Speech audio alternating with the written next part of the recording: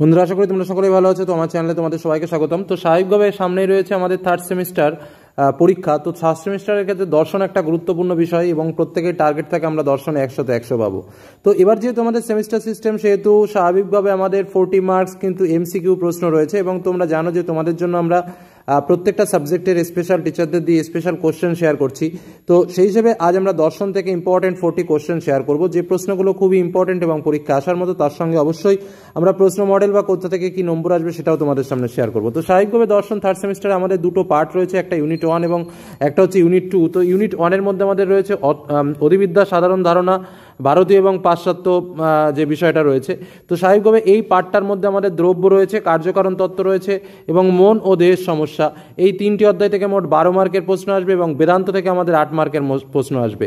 এই মোট অধিবিদ্যা, সাধারণ ধারণা বা ভারতীয় এবং পাশ্চাত্য যে বিষয়টা রয়েছে, এখান থেকে কিন্তু আমাদের 20 মার্কের প্রশ্ন আসবে। স্বাভাবিকভাবে ইউনিট 2 আমাদের রয়েছে, যেটা নীতিবিদ্যা এবং সমাজ ও রাষ্ট্র দর্শন। তো এই যে অংশটা রয়েছে, এই অংশ থেকে আমাদের 20 মার্কের প্রশ্ন আসবে। তার মধ্যে আত্মহত্যা এবং কৃপা হত্যা, পরিবেশ নীতিবিদ্যা থেকে আমাদের 10 মার্কের প্রশ্ন আসবে এবং সমাজ ও রাষ্ট্র দর্শন থেকে আমাদের 10 মার্কের প্রশ্ন আসবে।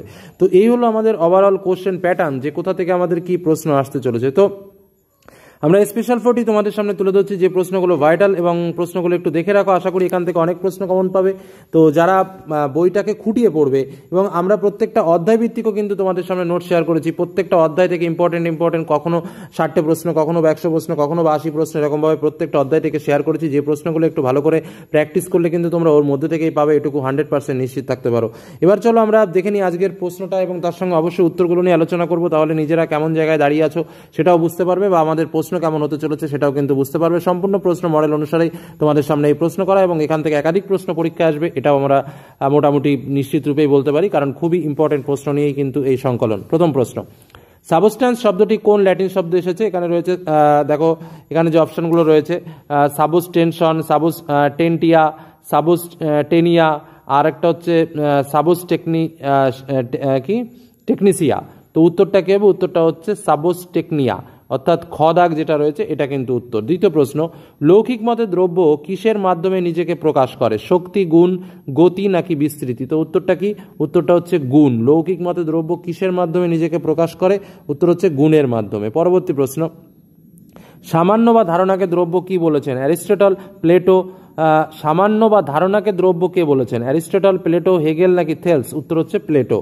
পরবর্তী প্রশ্নটা মোস্ট ইম্পর্টেন্ট একটা প্রশ্ন, সামান্য ও বিশেষের সংযোগে যে গুণ সমন্বিত বিশিষ্ট সত্তা গঠিত হয় তাই প্রকৃত দ্রব্য, একথা কে বলেছেন? অ্যারিস্টটল, প্লেটো, স্টক নাকি স্পিনোজা? উত্তর হচ্ছে অ্যারিস্টটল। পরবর্তী প্রশ্ন, অ্যারিস্টটল যে অর্থে দ্রব্য বলেছেন তা হলো মুখ্য অর্থ, গৌণ অর্থ, জাতীয় অর্থ নাকি সার ধর্ম অর্থ? উত্তর হচ্ছে মুখ্য অর্থ। পরবর্তী প্রশ্ন, দ্রব্য স্বয়ংভূ, দ্রব্য নিজেই তার অস্তিত্বের কারণ, একথা কে বলেছেন? লক, ডেকার্ট, হিউম নাকি স্পিনোজা? উত্তর হচ্ছে ডেকার্ট।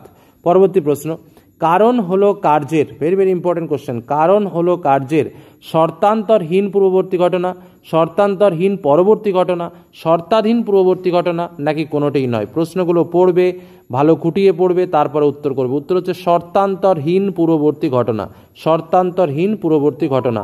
পরবর্তী প্রশ্ন, কারণ হলো কার্যের শর্তহীন নিয়ত পূর্বগামী ঘটনা, এই কথাটা কে বলেছেন? মিল, হিউম, লক নাকি বার্কলে? প্রশ্নটা দেখে নাও, কারণ হলো কার্যের শর্তহীন নিয়ত পূর্বগামী ঘটনা, এ কথা কে বলেছেন? মিল, হিউম, লক নাকি বার্কলে? উত্তর হচ্ছে মিল। পরবর্তী কোশ্চেন, কার্যকারণের ধারণা হলো সহজাত, এ কথা কে বলেছেন? মিল, কান্ট, হিউম নাকি বুদ্ধিবাদীরা? উত্তর হচ্ছে বুদ্ধিবাদীরা। পরবর্তী প্রশ্ন, ডেকার্তের দেহ ও মনের সম্পর্ক কেন্দ্রিক মতবাদটি পাশ্চাত্য দর্শনে কি নামে পরিচিত?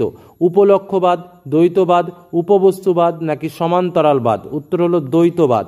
পরবর্তী প্রশ্ন, স্পিনোজার দ্রব্যতত্ত্বের সার কথা হলো দেহ সমান মন সমান ঈশ্বর, দেহ সমান ঈশ্বর, মন সমান ঈশ্বর, দ্রব্য সমান ঈশ্বর সমান প্রকৃতি? উত্তর হচ্ছে দ্রব্য সমান ঈশ্বর সমান প্রকৃতি। পরবর্তী প্রশ্ন, লাইবনিজের মতে বিশুদ্ধ চিৎ পরমাণু কি? বিশুদ্ধ চিৎ পরমাণু জড়দ্রব্য, দেহ, ঈশ্বর নাকি মন? উত্তর হচ্ছে ঈশ্বর। পরবর্তী প্রশ্ন, কোন গ্রন্থে বেদান্ত দর্শনকে সর্বদর্শন শিরোমণি বলে অভিহিত করা হয়? রামানুজের বেদান্ত সংগ্রহ গ্রন্থে, মাধবাচার্যের সর্বদর্শন সংগ্রহ গ্রন্থে, মাধ্বাচার্যের মধ্যভাষ্য গ্রন্থে নাকি বাদরায়ণের ব্রহ্মসূত্র গ্রন্থে? উত্তর হচ্ছে মাধবাচার্যের সর্বদর্শন সংগ্রহ গ্রন্থে। পরবর্তী প্রশ্ন, বেদের কর্মকাণ্ড বলা হয় আরণ্যক ও উপনিষদকে, উপনিষদ ও ব্রাহ্মণকে, সংহিতা ও ব্রাহ্মণকে, সংহিতা ও আরণ্যককে। বেদের কর্মকাণ্ড বলা হয় সংহিতা ও ব্রাহ্মণকে। পরবর্তী কোশ্চেন, বেদের অন্তিম অংশের নাম কি বা বেদের শেষ অংশের নাম কি? সংহিতা, উপনিষদ, ব্রাহ্মণ নাকি আরণ্যক? উত্তর হচ্ছে উপনিষদ। প্রস্থান ত্রয় কি? শ্রুতি প্রস্থান, স্মৃতি প্রস্থান ও ন্যায় প্রস্থান। শ্রুতি প্রস্থান, স্মৃতি প্রস্থান ও যুক্তি প্রস্থান। স্মৃতি প্রস্থান, দেখো শ্রুতি আর স্মৃতি প্রশ্নগুলো কিন্তু এরকম গুলিয়ে দেবে, খুব সাবধান। স্মৃতি প্রস্থান, ব্রহ্মপ্রস্থান ও ন্যায় প্রস্থান নাকি ন্যায় প্রস্থান, ধর্মপ্রস্থান ও শ্রুতি প্রস্থান? উত্তরটা কি হবে? শ্রুতি প্রস্থান, স্মৃতি প্রস্থান এবং ন্যায় প্রস্থান, অর্থাৎ প্রথমটা। পরবর্তী প্রশ্ন, অথর্ববেদের অন্তর্গত উপনিষদ হল মুন্ডক, প্রশ্ন ও ঐতরেয় উপনিষদ, মুন্ডক, ছান্দক ও ঈশ উপনিষদ, প্রশ্ন, মুন্ডক ও মান্ডুক্য উপনিষদ নাকি বৃহদারণ্যক, প্রশ্ন ও মুন্ডক উপনিষদ? উত্তর হচ্ছে প্রশ্ন, মুন্ডক ও মান্ডুক্য উপনিষদ। পরবর্তী প্রশ্ন, বেদান্ত দর্শনের প্রবর্তক কে? শঙ্করাচার্য, গৌড়পাদ, তারপর হচ্ছে মহর্ষি বাদরায়ণ। উত্তরটা হচ্ছে মহর্ষি বাদরায়ণ। ব্রহ্মসূত্রে গ্রন্থের রচয়িতা কে? রামানুজ, মহর্ষি বাদরায়ণ নাকি রামানুজ? এখানে ডবল রিপিট হয়ে গেছে, তো উত্তরটা হচ্ছে মহর্ষি বাদরায়ণ। পরবর্তী প্রশ্ন, ব্রহ্মসূত্রের মোট সূত্রের সংখ্যা কত? 444, 666, 555 নাকি 333? উত্তর হচ্ছে 555। ইংরেজি সুইসাইড শব্দটি প্রথম কে ব্যবহার করেন? Peter Singer, Immanuel Kant, Emile Durkheim, Thomas Brown? উত্তর হলো থমাস ব্রাউন। পরবর্তী প্রশ্ন, ইলিয়াড ও ওডিসি মহাকাব্যের লেখক কে? Plato, Homer, Aristotle, Socrates? উত্তর হচ্ছে হোমার। পরবর্তী প্রশ্ন, সতীদাহ প্রথা কোন ধরনের আত্মহত্যার উদাহরণ? পরার্থবাদী আত্মহত্যা, অধঃপতনজনিত আত্মহত্যা, অহংবাদী আত্মহত্যা নাকি অদৃষ্টবাদী আত্মহত্যা? উত্তর হচ্ছে পরার্থবাদী আত্মহত্যা।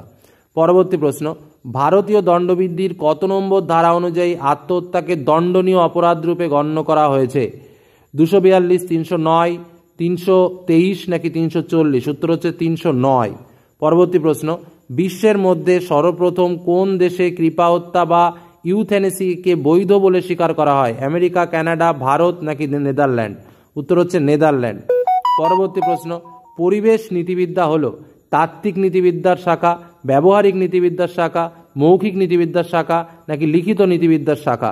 উত্তর হচ্ছে ব্যবহারিক নীতিবিদ্যার শাখা। পরবর্তী প্রশ্ন, পরিবেশ নীতিবিদ্যা একটি স্বতন্ত্র শাখা হিসেবে স্বীকৃতি পায় 1971, 1975, 1973 নাকি 1970 খ্রিস্টাব্দে? উত্তর 1973 খ্রিস্টাব্দে। এনভায়রন শব্দটি একটি গ্রিক, ফরাসি, ল্যাটিন নাকি ইংরেজ শব্দ? এনভায়রন একটি ফরাসি শব্দ। পরবর্তী প্রশ্ন, জগতের নিয়ত পরিবর্তনশীল তত্ত্বটি ব্যাখ্যা করেছেন হেরাক্লিটাস, থেলস, অ্যারিস্টটল নাকি ডেমোক্রিটাস? উত্তর হেরাক্লিটাস। মানুষ ও প্রকৃতির সম্বন্ধটি হলো ক্রিয়া প্রতিক্রিয়া সম্পর্ক, নিরপেক্ষ সম্বন্ধ, পরস্পরের সাপেক্ষ সম্বন্ধ নাকি আন্তঃসম্পর্ক? উত্তর হচ্ছে ক্রিয়া প্রতিক্রিয়ার সম্বন্ধ। সমাজ দর্শন হলো সমাজতত্ত্ব ও দর্শনের মিলনস্থল, এটি কার মত? জন Stewart Mackenzie, P Gisbert, Plato নাকি অ্যারিস্টটল? উত্তর হচ্ছে পি গিসবার্ট। সোসাইটি গ্রন্থটির লেখক কে? ম্যাকিয়াভেলি, ডি র্যাফেল, ম্যাকাইভার ও পেজ নাকি অ্যারিস্টটল? উত্তর ম্যাকাইভার ও পেজ। ইংরেজি কমিউনিটি শব্দটি কোন ফরাসি শব্দ থেকে নিঃসৃত হয়েছে?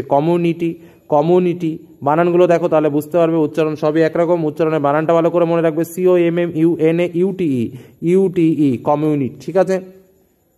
কোন সম্প্রদায়ের ব্যক্তির সঙ্গে ব্যক্তির সম্পর্ক পরোক্ষ এবং বাহ্য? কৃষক, শিকারী, বৃহৎ নাকি ক্ষুদ্র? উত্তর হচ্ছে বৃহৎ সম্প্রদায়। সম্প্রদায় হয় বেড়ে চলে এবং সামনের দিকে এগিয়ে চলে অথবা তা পিছিয়ে পড়ে, একথা কোন দার্শনিকের? ম্যাকাইভার, নিউমেয়ার, পেজ নাকি জন স্টুয়ার্ট ম্যাকেঞ্জি? উত্তর হচ্ছে নিউমেয়ার। পরবর্তী প্রশ্ন, কোনো সাধারণ উদ্দেশ্য বা লক্ষ্য পূরণের জন্য একত্রিত হওয়াকে কি বলা হয়? সমাজ, প্রতিষ্ঠান, সম্প্রদায় নাকি সংঘ? উত্তর হচ্ছে সংঘ। শিশুর কাছে কোনটি প্রাথমিক সম্প্রদায়? পরিবার, সমাজ, প্রতিষ্ঠান, রাষ্ট্র? উত্তর হচ্ছে পরিবার। সংঘ সমিতির লক্ষ্য সাধনের উপায় কি? অনুষ্ঠান, প্রতিষ্ঠান, লোকাচার, লোকনীতি, প্রথা, আচার নাকি সমাজ সম্প্রদায়? উত্তর অনুষ্ঠান, প্রতিষ্ঠান। স্টেট শব্দটি কোন ল্যাটিন শব্দ থেকে এসেছে? স্টেট, এই যে বানানগুলো দেখতে হবে, উত্তর হচ্ছে স্ট্যাটাস, STATUS। পরবর্তী প্রশ্ন, একটি স্থায়ী সংঘের উদাহরণ কি? ফুটবল ক্লাব, পরিবার, নাট্য সমিতি নাকি রাষ্ট্র? স্থায়ী সংঘের উদাহরণ হলো রাষ্ট্র। দুটো প্রশ্ন এক্সট্রা রয়েছে। আর আদর্শ রাষ্ট্রের কটি উপাদান? 4টি। কাকে রাষ্ট্রের মস্তিষ্ক বলা হয়? সরকারকে। তো এই টাইপসের প্রশ্ন কিন্তু তোমরা পরীক্ষাতেও পেতে চলেছো। প্রশ্নগুলো কেমন লাগলো অবশ্যই জানিও। আর এই টাইপসের প্রশ্ন যদি আরও কিছু চাও অবশ্যই কমেন্ট সেকশনে কমেন্ট করো। ধন্যবাদ।